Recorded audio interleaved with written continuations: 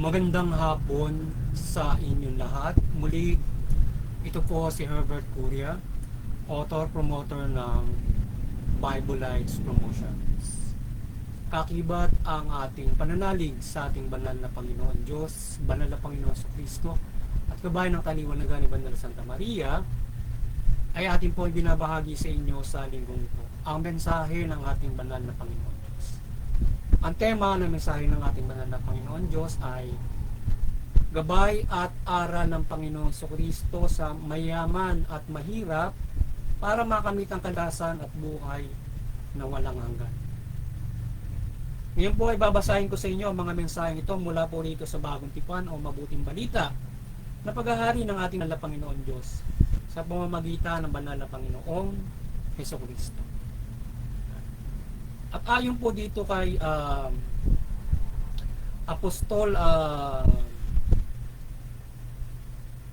ayon po dito kay Apostol San Mateo, Kabanata 11, talatang 16 hanggang 26. Dito po ang mensahe.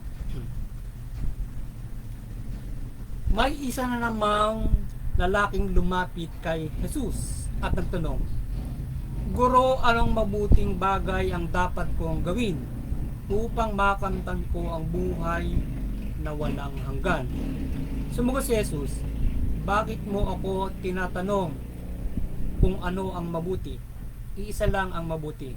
Ngunit kung nais mong makamit ang buhay na walang hanggan, sundin mo ang utos ng Diyos." "Alin sa mga yan?" tanong niya. Sumagot si Jesus, "Huwag kang papatay, huwag kang mangangalunya, huwag kang magnanakaw, huwag kang sasaksi ng walang katotohanan. Igalang mo ang iyong ama at ina at ibigin mo ang iyong kapwa gaya ng pag-ibig mo sa iyong sarili." Sinabi ng binata, "Sinusunod ko na po ang lahat ng iyan. Ano po ang dapat kong gawin?"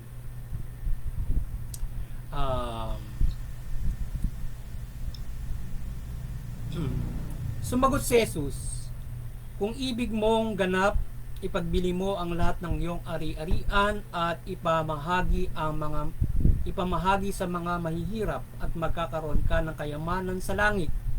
Pagkatapos bumalik ka at sumunod sa akin." Pagkarinig nito, nalungkot na umalis sa binata sapagat siya'y napakayaman. Sinabi ni Jesus sa kanya mga alagad, "Tandaan ninyo, napakahirap ng isang mayaman ang makapasok sa kaharian ng langit. Sinasabi ko rin sa inyo, mas madali pang makadaan sa butas ng karayo ng isang kamelyo kaysa makapasok sa kaharian ng Diyos ang isang mayaman." Pagpatuloy po natin sa kay Apostol San Lucas, Kabanata 12, talatang 13 hanggang 21. Ito po yung mensahe.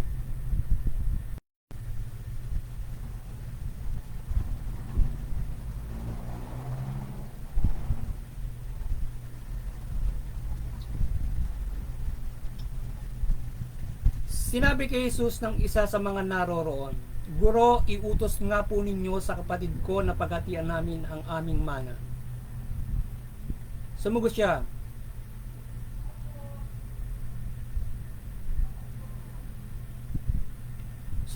"Sino ang naglay sa akin bilang hukom o tagapaghati ng mana ninyo?" At sinabi sa kanilang lahat, "Mag-ingat kayo sa lahat ng uri ng kasakiman sapagkat ang buhay ng tao ay wala sa dami ng kanyang kayamanan." Pagkatapos, isinalaysay ni Jesus ang isang talinghaga. Isang mayaman ang umani ng sagana sa kanyang bukidin. Kaya't sinabi niya sa sarili, "Ano ang gagawin ko ngayon?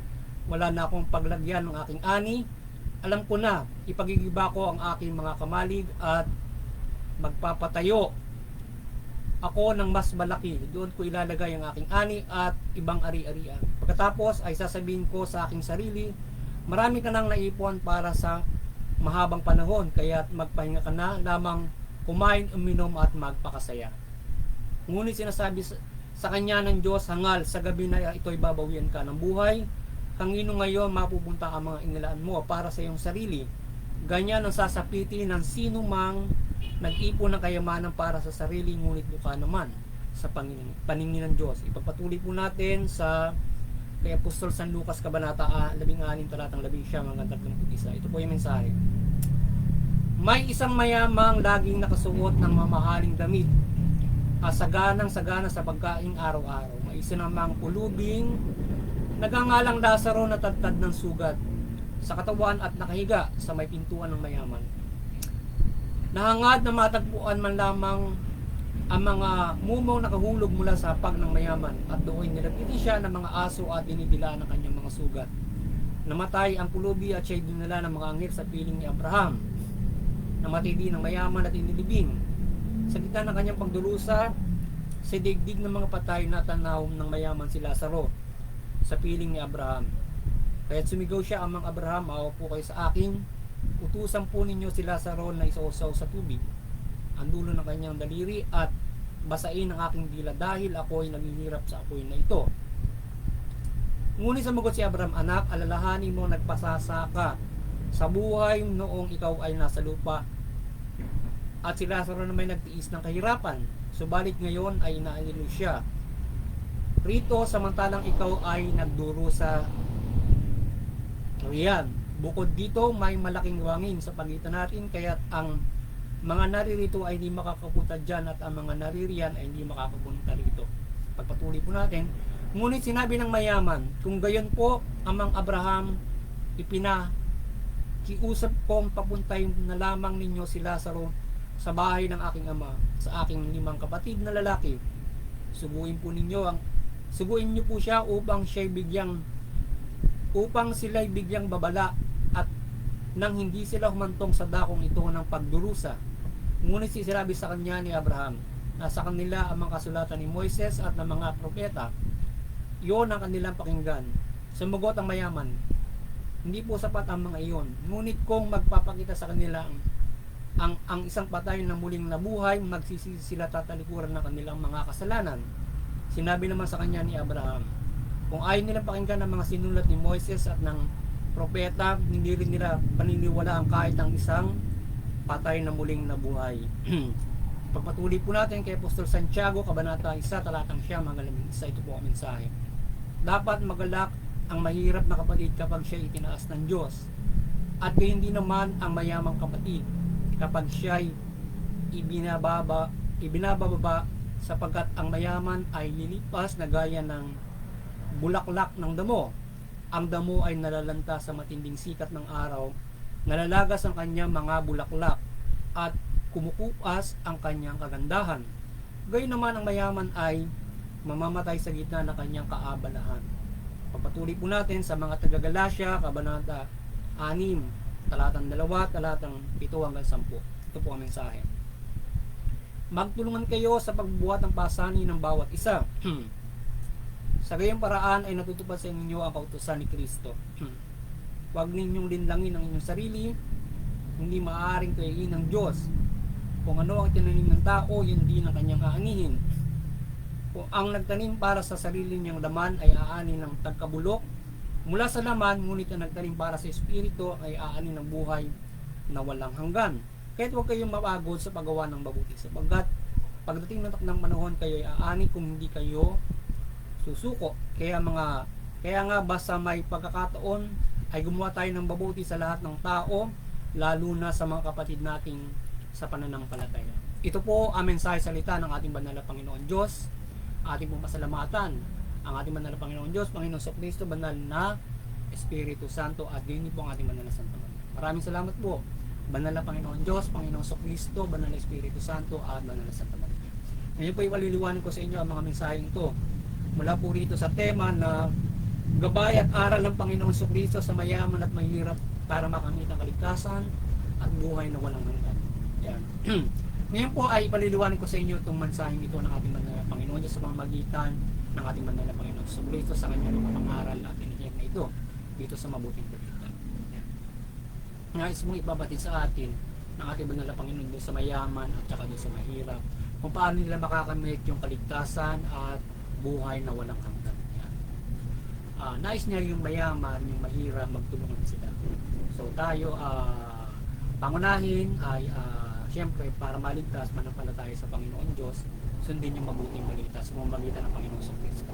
So mananampalataya tayo sa Panginoon Diyos, yung mayaman, yung mahirap, sa pamamagitan ng Panginoon sa Kristo. Susundin natin yung mabuting balita. Itong aking binabahagi sa inyo. So susundin natin yung mayaman at yung mahirap yan. O sino man tao, ano man ang kalagayan mo sa mundong ito, para magkaroon ka ng kaligtasan at magkaroon ka ng buhay na walang hanggan. Yan. Partikular natin yung mayaman.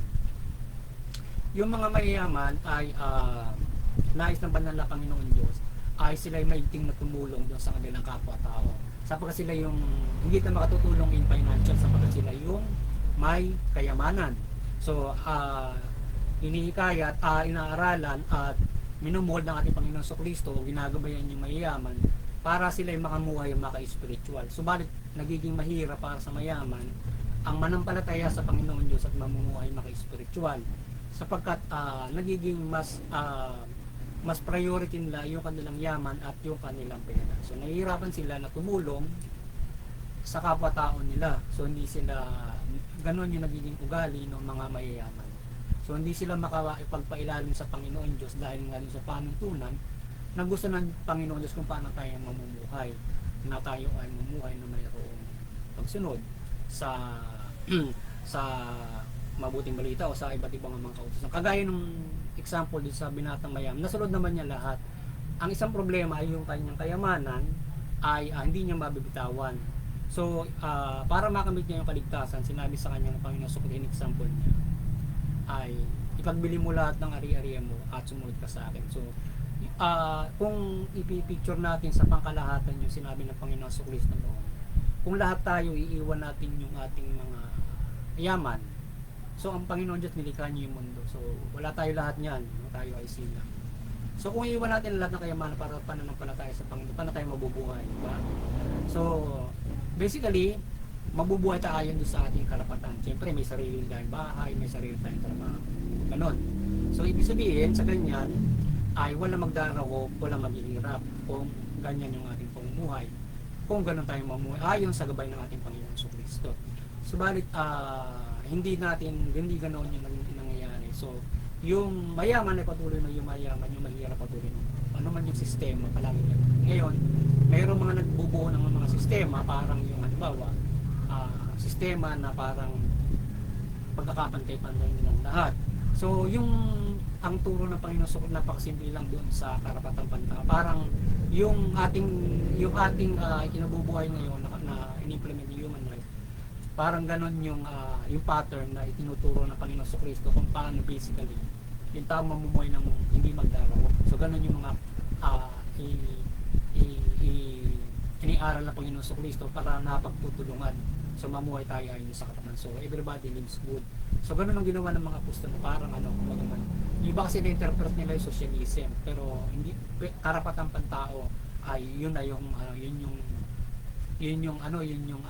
ginawa ng mga Kristiyano noon. So ngayon ay sa ganung mga bagay kung magtutulungan tayo through the government, hindi sa mga Kristiyano lang para mamuhay lahatan ng buong Pilipinas. So at yan yung karapatang pantao implement ng gobyerno. So mababahagi yung yaman ng bansa na ginawa ng Panginoon Diyos according to rights. At ganoon din ang ginagawa sa mundo sapagkat yung ating pinatutupad na human rights galing doon sa UN. So lahat ng bansa pinamumuhay ng gano'n. So pinagsasaluhan natin yung mundo according to rights. Napakaganda pero hindi na implement ng gobyerno. So ganoon kasimple na magtutulungan kung i-generalize natin o i-aangkop natin sa ating modern world yung aral ng Panginoon sa Kristo sa human rights. So ganoon na pagtulungan. So ngayon ay yung ibang mayayaman ay hindi na nakikisa sa mga ganyan dahil nga sa nagigisi lang sa doon sa kanila sa labi at nilagpapagano sa simpleng legal lang yung human rights, hindi nila maibigay yung iba na mga pinatutupad ng gobyerno from their rights, mga ganun mga bagay, hindi sila nakatutupad. At yung iba ay syempre dahil yung mga pera hindi rin sila marunong tumulong sa kapwa-tao. So, ganun ang mga bagay. Yung kasing in-example na ibebenta yung mga ari-arian. So yung pagtulong either ibenta mo yung ari-ari mo kung may pera ka, tumulong ka sa kapwa-tao. Ganun ang gusto ng Panginoon Diyos, na kung ikaw ay mayroong kaunlaran at yun ay ipinagkaloob sa iyo ng Panginoon Diyos, kung dalaan mo sa mabuti yan ay tumulong ka. So ganun, magtulungan. So yung mahirap, syempre hindi naman sila basta nakatutulong ng pera o financial. So sa ibang bagay nakatutulong yung mahirap. So ano man, mahirap man mayaman, tayo ay nais naman nila Panginoon na yung kung ano ang mayroong ibinigay sa iyo, paunlarin mo. So anong nangyari ay yung yaman ng bawat isa, yung mayaman mahirap, malaki ang impluwensya ng gobyerno. So tayong lahat kinakailangan magtutulungan tayo para magkaroon tayo sa magandang pamahalaan. Nasa sa atin kasi yung implement ng government. So ngayon kung yung mga nag-exist na mga makapangyarihan na ang magpapairal ng batas ng gobyerno, mananatili na may mahirap. Implementation ng karapatang pantao, paano ba gagabay ng Panginoon sa Kristo ng yung pamahalaan, human right, nahihirapan siyang implement because of the influence ng mayayaman. So kaya yung mga mayayaman, magabayan sila yung basic human na pinipinto para man na rin tinupad yung kalooban ng Panginoon Diyos doon sa mabuting balita. Not necessarily ay ibenta mo yung lahat ng ari-ariya mo at susunod na ganun mga pagsunod sa Panginoon Diyos. Yun kasi ay yun yung pangpari, kasi yun yung ganung klaseng usually kasi ganun yung kung paano ka tutulong. Kasi kapag kung ipipilosopi mo na halimbawa binigay mo lahat, mangyayari naman sa iyo ay ikaw naman yung manghihingi, di ba? Pagka ikaw ay walang-wala na, di ba? Okay, ano naman mangyayari sa iyo? So ibig sabihin ay ang gusto lang ng Panginoon Diyos doon ay tumulong ka sa kapwa-tao mo, yung mga maya, kaya nga binibigyan ka ng sinapi. Pero pinakamalaga na pagtulong na gagawin mo, pangkalahatan. Hindi ka basta nagbigay lang ng feeding program, pero part din yan ng pagtulong. Pero mas maganda yung karapatang pantao na pinutupad na ginawa ng mga apostol noon, yun ang gagawin natin through the governance na hindi doon sa Katolisisan. Katoliko tayo, hindi lang sa loob ng Kristyanismo, kasi noon ginagawa ng Kristiyano yan, nagtutulungan tayo ng Kristiyano para mamuhay tayo doon sa karapatan. Ito ginagawa pa rin naman ng Kristiyano yan, pero hindi kagaya ng mga apostol noon, yung mga San Pedro. So ngayon ay mas mahalaga na yung ginawa nila noon ang iaakop natin sa pamahalaan, which is na ginagawa ng ngayon UN and our government. Kaya lang din ang implement well. So ito pa ang nais ng ating banal na Panginoon Diyos, gabay sa mayayaman. So para maligtas kayo, yung maligtas kayo at kayo ay magkaroon ng buhay na walang hanggan, yun nga unang-una, kagaya ng bilanggit nung Panginoon Kristo doon sa binatang mayaman. Susundin mo yung kautusan, lahat yun. Huwag kang papatay, huwag kang mga ngalunya, mga ganon. Huwag kang sinungaling, yung mag-witness ka para maninetap ka, mga ganon. Mag-aalang ka sa mga magulang mo, yan. Pangunahin yun. At yung kabuuan ng mabuting balita. At yan, yung particular, yung yaman mo ay magbahagi ka dahil binibigay sa'yo ng Panginoon Diyos yun. So ngayon ay ibahagi mo, tumulong ka. Ganon yung gusto ng Panginoon Diyos yun. Sapagkat kayong mayaman ay kayo yung mayroong kakayanan para tumulong financially. Pero hindi naman lahat ng tumutulong financial lang. Pero kahit yung mahirap, pwede rin sila makatulong. Pero in kind, hindi naman financial. Halimbawa, maraming bagay rin pwede itulong. Diba? Sa isang pwede rin makatulong siya sa mayaman in different way, hindi pera, di ba? So yun. At yung example na sinasabi ng Panginoon sa Kristo, yung nangyari kay Lazaro doon sa mayaman. So yung pagkakaugnay niya na pagtulong, pakita mo kapag sinasabi nga doon sa mabuting balita na pag-uukom, kapag yung simpleng bagay na pag-uugali ng mayaman, yung pagtulong, halimbawa may pulubi, so kailangan matulungan mo, yung makatulong ka sa mga ganon. Kaya feeding program or mapamuhay mo siya ayon sa karapatan o ano may implementation ng government, sapagkat yung pagiging sakin mo sa yaman mo na mayaman, nakita mo may nagugutom sa harapan mo. An example na nga, nandun nga sa pintuan niya yung mahirap, ay hindi tumulong yung mayaman. So yun, kapag ganon yung ugali mo, siyempre nakapupulutin kung ganon yung pagiging ugali mo financially. So ibig sabihin, pinapakita ka ng Panginoon Diyos na kung gaano ka sa material, so pwede kang sumimpir na kaagad. Kahit nga nasusunod mo yung yung 10 utos, yung iba pang mga sinasabing gabay ng Panginoon Diyos. Pero yung mga ganung mga bagay na maaaring maglusot sa iyo sa impyerno, kagaya ng material na bagay na hindi ka man lang marunong tumulong sa kapwa-tao. So yun, kaya pwede magbunsod sa impyerno doon sa mga mayayaman yung hindi ka marunong magmalasakit sa kapwa-tao. Ganoon, yung mga nagugutom, nagkakasakit, dapat kahit pa na makatulong ka sa mga.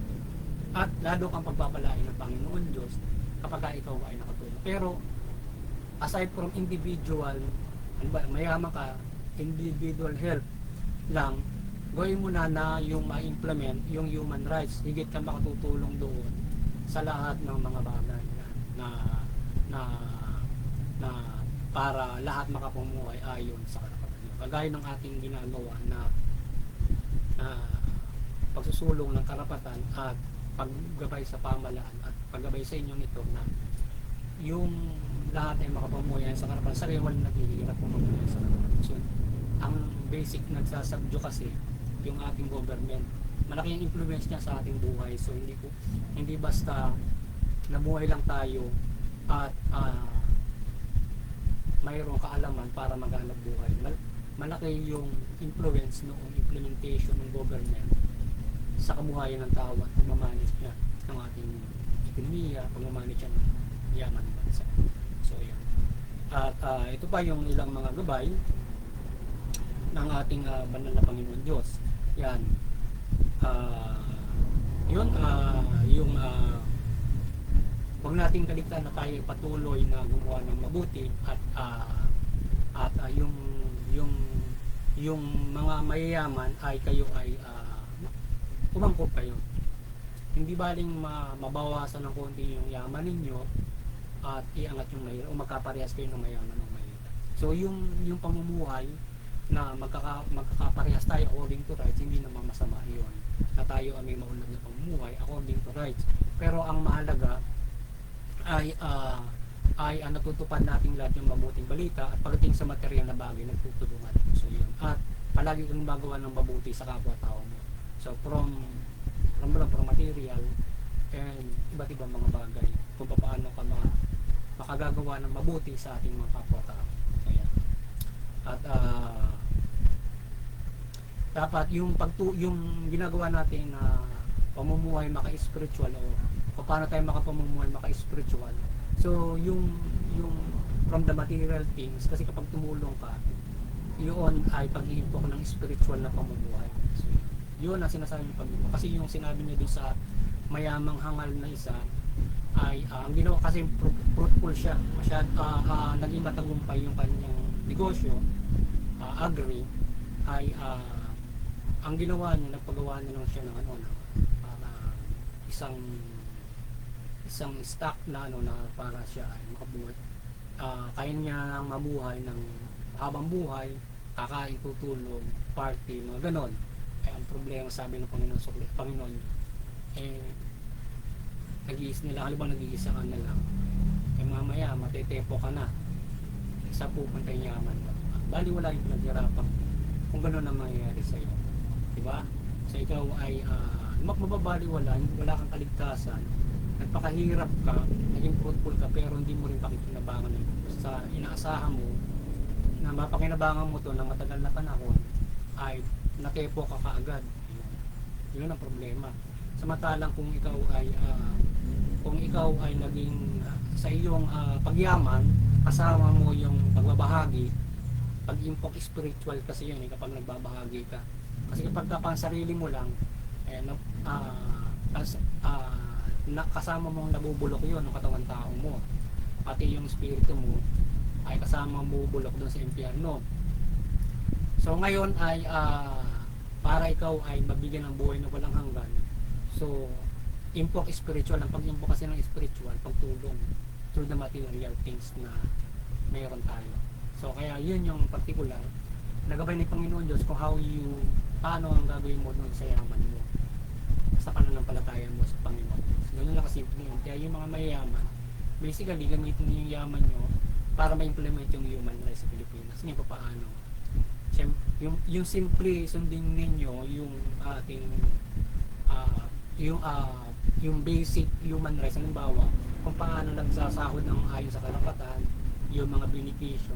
So, ganun ka na nakatutulong sa mga mahihirap. Aside kung ikaw ay may malaki pang kinikita doon sa iyong negosyo, ay makapagdagdag ka pa ng iba pang mga tulong. Lalo ka nang nakapag-book ng maka-spiritual mo. So, sa iyong mga ginagawa. Yan. At syempre, yung mga tuntunin ninyo sa pamahalaan, so, gawin nyo mabuti para yung pamahalaan naman ay magampan nila yung pagpapahirap ng karapatang pantao. Ang problema lamang ay maraming mandurugas din sa pamahalaan.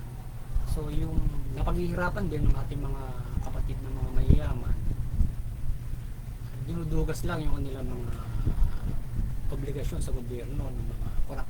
So yun ang problema. Yan. Kaya ang mahalaga ay magabayan yung pamahalaan ng mahirap, mayaman para mag-implement ng mga. So yun. At tayo ay lahat tayo ay sumunod sa mabuting balita at hindi lamang pagsunod doon sa mga kautusan na hindi tayo papatay, hindi tayo magnanakaw, o hindi tayo etc. Kundi kagandahan ng mga pagbubuhay, kagandahan pamuhay maka-spiritual. So yun muli ay muli sana ay nagabayan na naman kayo ng banal na Panginoon sa Kristo na liwanagan ng inyong espiritu at buhay ng Panginoon sa Kristo at gayon din ng kanyang niyag ng mabuting balita at patuloy na naman kayo nagabayan sa inyong kaligtasang spiritual o napangalagaan kayo sa inyong pamumuhay at patuloy kayong magabayan sa kaligtasang spiritual. At sana ay patuloy tayong gabayan ng ating banal na Santa Maria. Isugo niya na literaling gabayan niya tayo ng kanyang kaliwanagan sa ating pagtupad ng mabuting balita at tayo ay patuloy na mamuhay sa kalooban ng Panginoon Diyos, Panginoon Jesucristo para sa ating kaligtasang spiritual. So yan. At doon sa interperpetuity, patuloy tayong magkaisa. Unawain natin yung ating mga reliyon, lahat ng mga reliyon mula sa Christian religion, iba't ibang Christian religion. Sana magkaisa tayo sa interunity, maliwanagan tiniban na Santa Maria. Upang maiwasan natin yung mga hindi pagkakaunawa ng mga reliyon at mga non-religious people. So magkaisa tayo dyan para maiwasan mga hate crimes or mga misunderstanding on our faith, on our belief. Sa gayon ay papaigtingin natin dyan ay yung ating pagkakaisa, kapayapaan, iba yung pag-unawa ng mga iba't ibang mga reliyon at iba't ibang mabuti at mahusay na aral ng mga para tayong nagkakaisa. Nakagagabay tayo doon sa family, community, bansa at buong mundo. Lalo sa mga pamahalaan kung paano ito namamahala para naging fair ito for sa batas na kanilang pinagtupad. Lalong-lalo na doon sa maging maganda mahusay ang kanyang papapatupad ng batas hinggil doon sa mga reliyon kagaya sa nakapaloob niya sa karapatang pantao. So maging mahusay ang implementation ng human rights through the diyan sa mga reliyon at tayo ay yung sigalutan nagiging barrier din yung pamahalaan para hindi nauwi sa sigalutan o karahasan yung hindi pagkakaintindihan ng mga reliyon. Yung peace on law on legal ay magandang malaking bagay, pero higit ay yung siyempre kapayapaan ng Panginoon Diyos na dinudulot sa ating pagpapairal ng divine faith. So ngayon ay doon naman sa CBCP and Vatican Church, patuloy na kayo po ay maliwanagan ni Banal Santa Maria at patuloy niyo pong pagbuklurin ang sangkatauhan sa pananampalataya sa Panginoon sumala Panginoon sa Kristo at mabuting balita. Sa ating muntik na kayanan, patuloy tayong dumadalangin at nananampalataya ng gabay ng kapangyarihan, kaliwanagan ng banal na Panginoon Diyos, Panginoon sa Kristo, banal na Espiritu Santo at banal na Santa Maria. Sana patuloy niyo tayong gabayan sa ating pagbabahagi ng mabuting balita. Gabay niya tayo ng kapangyarihan, lalo-lalo sa paggabay natin sa mga kapamahalaan. At mapalaganap natin ang mabuting balita at magabayan kayo ng kanyang mga pagmimilagro at ng kanyang iba't ibang mga gabay mula dito sa ating pagbabahagi ng mabuting balita. Kaya mga kapamahalaan, maliwanagan kayo ni Banil Santa Maria ng mabuting balita, mamahala kayo ng mabuti, matuwid, tugunin niyo yung karapatang pantao, patas na hustisya at